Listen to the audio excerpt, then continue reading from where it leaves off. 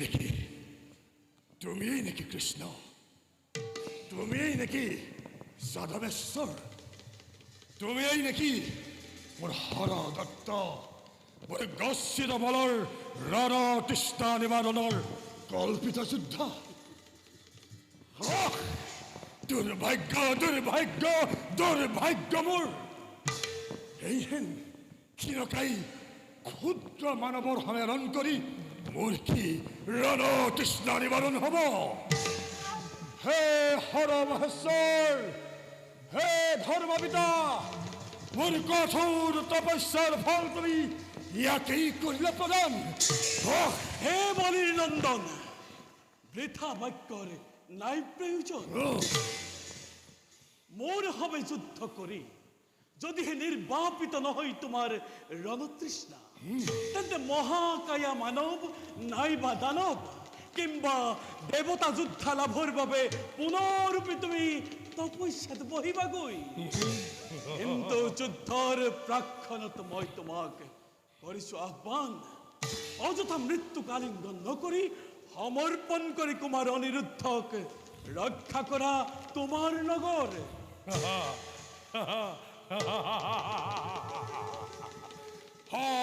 সহস্ৰভোজ দেৱবন বিজয়ী বানাকৰ মই দিছো সজ উপদেশ। ফিৰি যোৱাহে সহ্য বৃত্তিধাৰী যাদৱৰ দল, নতো এই বানপুৰাই হ'ব তোমালোকৰ অন্তিম ঠিকনা। বেশ তেন্তে সেই হওক, কিন্তু মনত ৰাখিবা মায়া যুদ্ধত নাক পাখেৰে বন্দী কৰি কুমাৰ অনিৰুদ্ধক পৰিচয় দিলা তুমি নীতি বিৰুদ্ধ চৰিত্ৰৰ। হে দৈত্যৰাজ, এইবাৰ আশা কৰিছো ভংগ নকৰা যেন তুমি ৰণৰ নীতি। সাৱধান। যাদৱেশ্বৰ, নালাগে তোমাৰ ৰণ উপদেশ। এই ৰাজ্যৰ সৰ্বময় কৰ্তা মই। ইয়াত মোৰ ৰাজ্যই হ'ব ৰণনীতি। বাছ দেখো বাৰু কত শকতি তুমি ধৰি চাবা। বেশ তেন্তে সেই হওক। হাজারে বহু গজকারী বীর বরে পাঁচ ধনু আজু রিয়া একেবারে।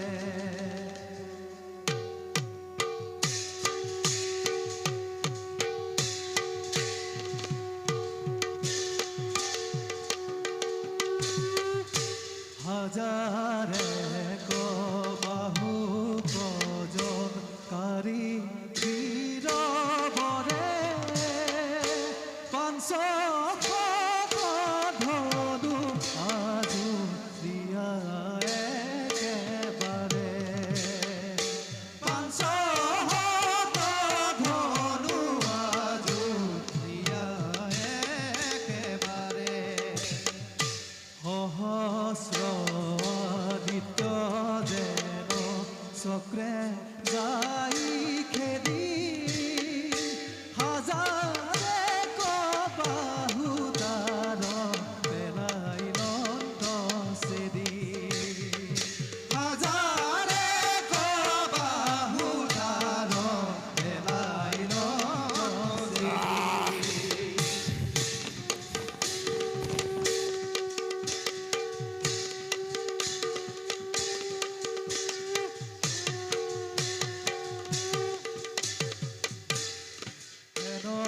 জানি নদলোকে এৰিয়ান কাম পাত পচালো কদাকি বোলা ৰাম ৰাম।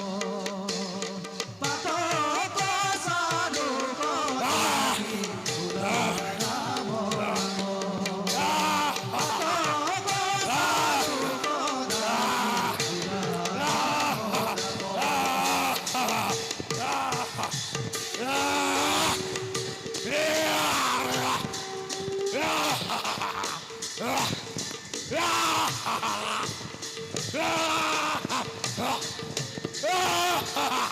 Ah!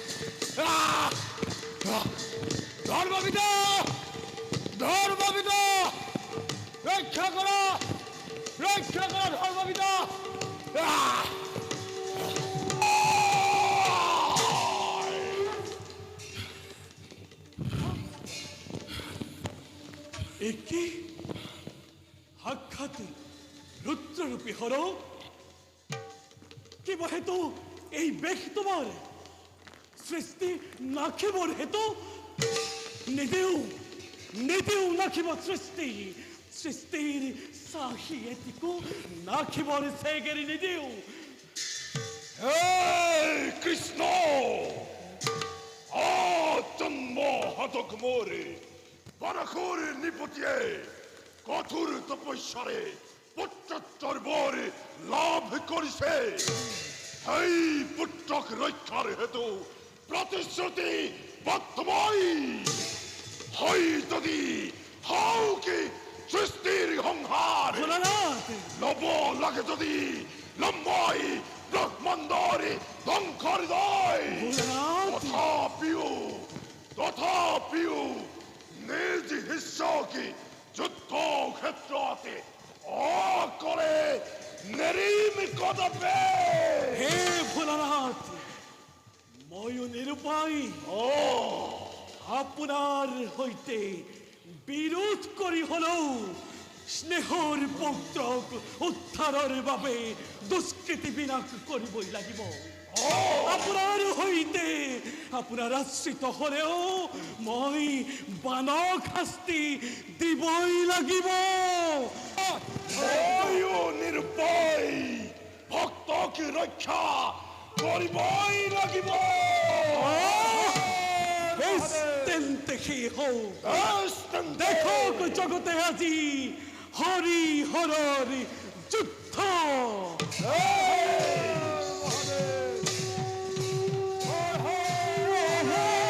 মিলিলা তুমুলা যুদ্ধ হরি শঙ্কৰ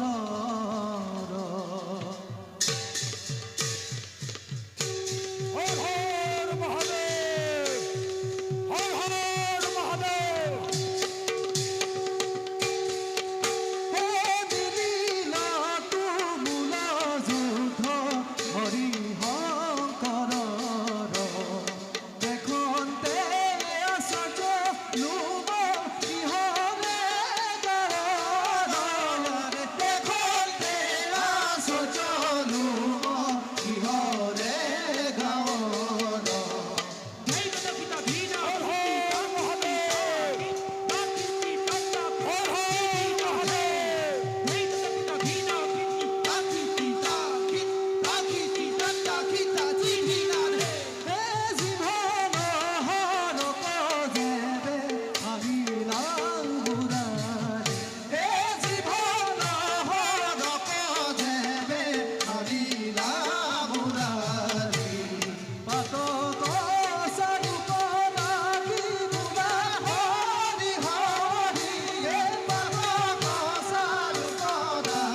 হর হর মহাদেব হর হর মহাদেব হর হর মহাদেব ধর্মপিতা হর হর মহাদেব ধর্মপিতা ধর্মপিতা হর হর মহাদেব হর হর মহাদেব জাগা ভোলানাথ ধর্মপিতা ধর্মপিতা নারায়ণ নারায়ণ নারায়ণ প্রভু প্রভু আপুনি এয়া কি কৰিলে প্ৰভু নিশ্চিন্তে থাকক এতিয়াও অক্ষত আছে ত্ৰিদশৰ অন্যতম সৃষ্টি সংহাৰক হৰ মহেশ্বৰ নাৰায়ণ মাত্ৰ কিম্ভন্তি হৰৰ প্ৰভাৱত নিদ্ৰাগ্ৰস্ত তেওঁ যথা সময়ত মুক্তি লাভ কৰিব অৱশ্যেই প্ৰভু তোমাৰ অপাৰ মহিমা অনন্ত লীলা তোমাৰ লীলা বুজাৰ কি সাধ্য আছে আমাৰ ভোলানাথ ধর্মপিতা ভোলানাথ ধর্মপিতা ভোলানাথ ধর্মপিতা ভোলানাথ হর হর মহাদেব ভোলানাথ হর হর মহাদেব হর হর মহাদেব হর হর মহাদেব হর হর মহাদেব হর হর মহাদেব জিম্বন্তি হরর প্রভাবতী নিদ্রাত লসিল মই কৃষ্ণ কতে কতে কতে কৃষ্ণ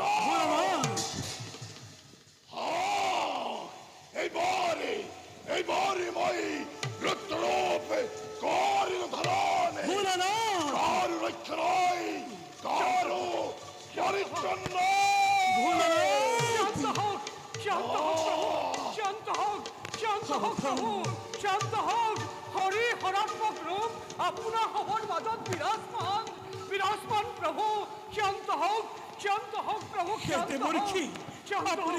আপনি যেভাবে ব্যাখ্যা নকরক কিয় সৃষ্টি স্থিতিতেই মোর লক্ষ্য সৃষ্টি বৈরী নহও যদিও সাময়িক সংহার কর্ম মোর ধর্ম তার অন্যথা মোর অধর্ম আশ্রমে উপলব্ধি কৰক প্ৰভু উপলব্ধি কৰক ব্ৰহ্ম বিষ্ণু মহেশ্বৰ তিনিও এক শক্তি উপস্থিত ক্ষেত্ৰত ব্ৰহ্মক পৃথক কৰি ৰাখিব পাৰিলে বিষ্ণু শংকৰৰ পৰা আৰু শংকৰক বিষ্ণুৰ পৰা পৃথক কৰিব নোৱাৰি হে হৰিক প্ৰণাম হৰক প্ৰণাম জনাও প্ৰভু শিবায় বিষ্ণু রূপায় বিষ্ণুয়ে শিব রূপীরে অনাদি জগদীশ্বয় নম হরি হরাত বলে নম হরি হরাত বলে নম হরি হরাত বলে নম হরি হরাত বলে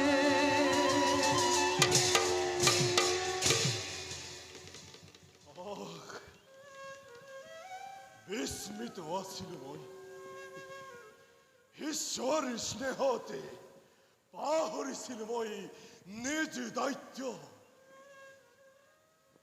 হে প্রভু বৈকুণ্ঠর শ্রী হরিকে বৈরী রূপে জ্ঞান করি লিপ্ত হলো সন্মুখ সমরতে হে প্রভু হে নারায়ণ ক্ষমা করা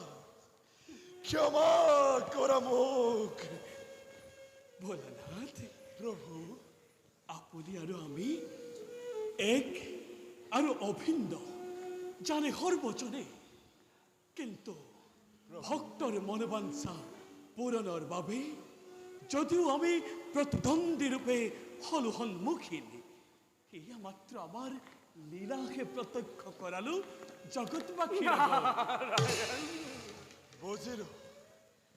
বুঝিল প্ৰভু মহাদেৱ বান প্ৰভু সৌভাগ্যবান তুমি প্ৰভু তোমাৰ ৰণ তৃষ্ণা পূৰণ হল স্বয়ং অন্তৰ্যামী ভগবানেৰ ওচৰত শিৰিষু প্ৰভু হে শ্যামক কলেৱৰ শিৰিষু প্ৰভু পূৰ্ণ হল ৰণ তৃষ্ণামৰ হে মোৰ চিৰাৰাধ্য দেৱতা এই ভক্তৰ হীৰত তোমাৰ পাদ পদ্ম থৈ মোক পাপৰ পৰা মুক্তি দিয়া প্ৰভু মুক্তি দিয়া বান পৰাজয়ী হইও আজি তুমি বিজয়ী হলা প্ৰভু তোমাৰ স্থান আমাৰ শৰণত নহয় প্ৰভু তোমাৰ স্থান আমাৰ বক্ষৰ মাজত প্ৰভু প্ৰভু বান বান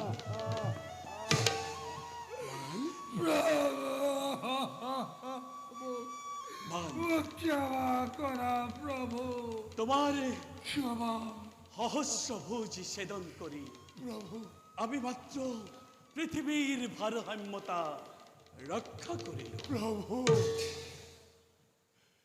হে প্ৰভু বান মোৰ প্ৰাণৰ চিঞৰি উশাক অনিৰুদ্ধৰ হাতত অৰ্পণ কৰি মই পাপৰ প্ৰায়শ্চিত্ত কৰিব খোজো প্ৰভু উত্তম হ'ব। বাছা বাছা অনিৰুদ্ধ আয়ুষা হায় বাছা বাছা মোৰ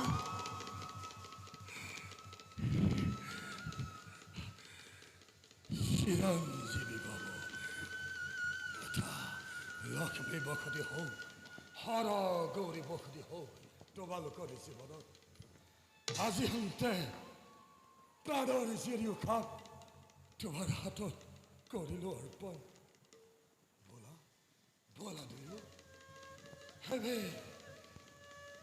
শৰধত শৰণ লোৱা অনন্ত কোটি ব্ৰহ্মাণ্ডৰ অধিকাৰী প্ৰভু শ্ৰীকৃষ্ণৰ চৰণত প্ৰভু প্ৰভু প্ৰভু যশস্বী ভৱ, সৌভাগ্যৱতী ভৱ। এতিয়া যাওঁ সকলোতে আমি নিজ ৰাজ্যলৈ।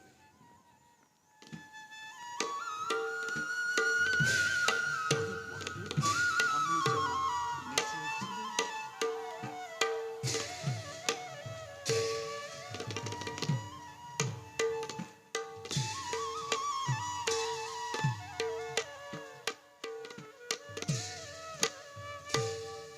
দেখা দেখা সৰ্বজন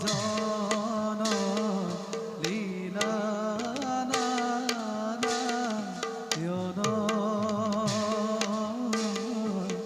ভাগৱত কথাইতো অমৃত কথন হেন